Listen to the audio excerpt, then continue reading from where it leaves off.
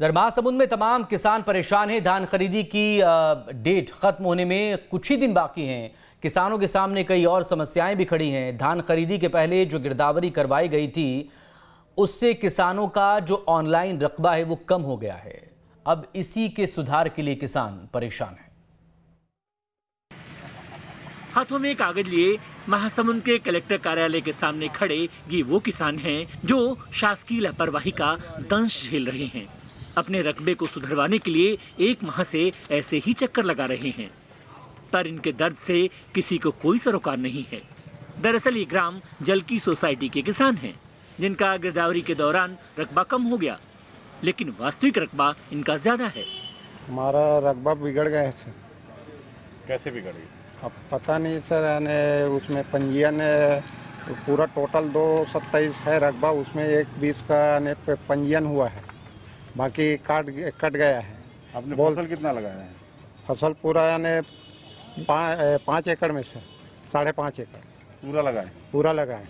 किसके थ्रू, किसकी वजह से ये रकबा आपका कम हो गया? अब पता नहीं सर, यानी पटवारी बोलते हैं, हमारे तो कोई गलती नहीं है इसमें। पूरा धान दिखा रहा है गिरदावरी में, लेकिन कंप्यूटर में 120 ही आया है। ये केवल एक किसान की समस्या नहीं है, तमाम किसान इस समस्या से दो चार हैं। सर, मेरे पिताजी के नाम से यहाँ 5-6 एकड़ ज़मीन है, जिसमें क्या हर साल मैं धान सभी रकबा में बेचता आ रहा था। उसके बाद इस साल सिर्फ 1 एकड़ यानी 144 उतने में ही धान बेच रहा हूँ। बाकी का पट्टा का ज़मीन रकबा काट दिया है, और वो मेरे पिताजी के ज़मीन है। 2 जगह आता है, एक बिरबिरा खार आता है, एक बांसकुड़ा खार आता है। पूरे मामले पर तहसीलदार सॉफ्टवेयर की आईडी लॉक होने की दुहाई दे रहे हैं, हालांकि जल्द समाधान निकाल लेने का आश्वासन भी दे रहे हैं। कुछ किसानों की समस्या के बारे में आया है। नायब तहसीलदार झलक और पटेवा से इस संबंध में प्रतिवेदन मंगाया जा चुका है और खाद्य सरकार की ओर प्रेषित की गई है। हम किसानों की समस्या के प्रति काफ़ी संवेदनशील है। कहीं कहीं पर ऐसे मामले जहां आए हैं, कुल टोटल 190 गांव हैं महासमुंद जिले में।